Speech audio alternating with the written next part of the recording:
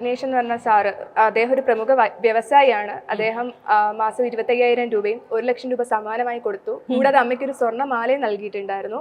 അതിനുശേഷം അമ്മ ദുബായിൽ നിന്ന് നാട്ടിൽ വന്നപ്പം ഞങ്ങളെ ആരെയും മറന്നില്ല. അമ്മ പിന്നെയും കുറെ ഗിഫ്റ്റ് ഒക്കെ ആയിട്ട്, കുട്ടിക്കും അമ്മയ്ക്കും ഒക്കെ ഗിഫ്റ്റ് ഒക്കെ ആയിട്ട് ഇവിടെ ഗാന്ധി ഭവൻ സന്ദർശിക്കാൻ വേണ്ടി വന്നിരുന്നു.